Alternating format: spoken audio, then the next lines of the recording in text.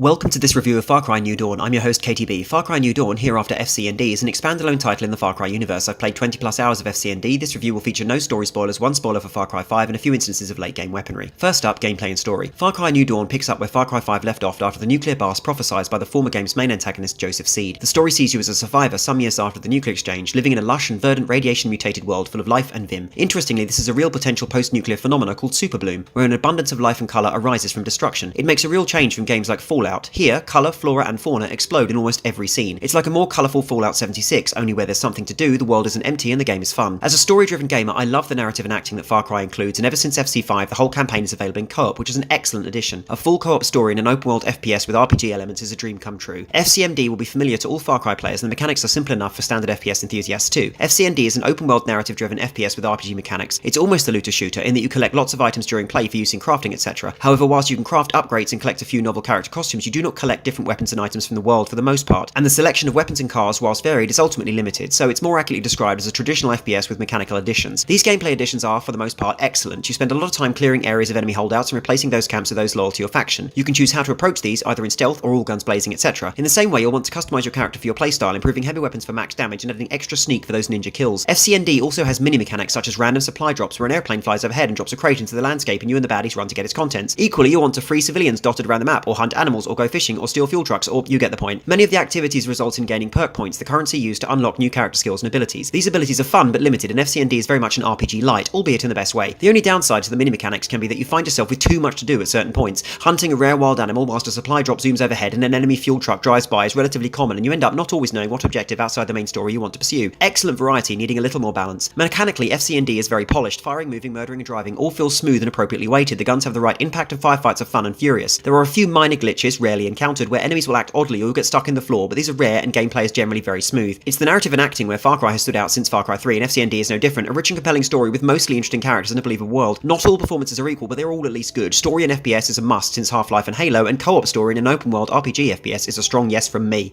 Now to graphics. FCND is a beautiful game at top resolution and specs. It runs smoothly and has very few instances of jittering on a 1080 Ti with several-year-old processor. The colour scheme is a joy to behold. The animations are largely smooth, and where visual glitches do occur, they are relatively minor. The art style is post-apocalyptic 80s punk with neon everywhere and a slapdash feel to your weapons. Everything is taped together or bolted and glued. It feels realistic to its setting. The art style can be slightly annoying in that you'd prefer to be looking at something more like a machine gun than a pipe with a tap as a sight early on, but the guns progress well and you end up with a very professional, dare I say it, futuristic looking arsenal. At mid to lower levels, the graphics are still easy on the eye and animations are smooth and performance good. The layered textures for grass and trees etc. give the world a much more real and multi-layered look. Much like Ghost Recon Wildlands, the Dunya, Far Cry and Anvil Next Ghost Recon Wildland engines are developed by the same team, and it shows. Beautiful open worlds are there for your exploration, delectation and degradation. Textures are sharp, animations are largely smooth, although some enemies could be a little better landed to their environment. For example, crouching behind trees is rare and would feel more natural for enemies to do, etc. Onto audio. Sound-wise, FCND is rich and immersive. Birds, animals, water features, wind and weather all make you feel as if you are part of the post-apocalyptic wilds of mid-America. Guns sound appropriately heavy for the most part, and NPC dialogue is well acted and varied. Enemy lines can get a little repetitious when they say the same things whilst fighting, but it's not too bad unless you have a long session. Sound balancing is a little annoying if you go with the default. Riding in a dirt buggy listening to music makes it very hard to hear your partner speak, but that can be changed in menus. The only letdown in FCND sound is the music choice. Much like the art, the music's gone in a stylistic direction appropriate to its setting and should be applauded for that. It's a basic broken down grime/rap/punk style of sound which gives it like a recorded in a basement pushed out on tape audio vibe, which it probably is. However, the genre of music is just too dull and repetitive and the songs are annoying rather than invigorating. However, this is personal taste and not about quality but aesthetic. Your mileage may vary. The other music choices are golden oldie style stations which play hits from before the war, and my co-op partner and I found ourselves always turning on those whilst driving across the map, as opposed to the annoying noise of post-apocalyptic music. Kids these days, huh? Overall, it must be remembered that Far Cry 5 New Dawn is an expandalone, a more limited story-driven campaign set in a mutated version of Far Cry 5 world. It is fun and immersive, but a little shorter and smaller than a full Far Cry title. It has unique settings, aesthetic and sound which won't be to everyone's taste. However, if you're an FC5 fan, there are lots of nods to the previous game and great moments where you're walking through old and new settings. One moment in particular stands out and was fantastic. My co-op partner was slowly steering our boat up a river in darkness as fires burned to the left and right of us. It felt incredibly like Apocalypse Now and was beautifully immersive. If you like story in your shooters and sprinkle of RPG elements and some variations on the FPS theme, or with full co-op storyline, this is for you. However, as this game is an expandalone, I'd recommend buying it less than full price or on sale and enjoying with a friend. Thanks for your time. Please like, comment and subscribe.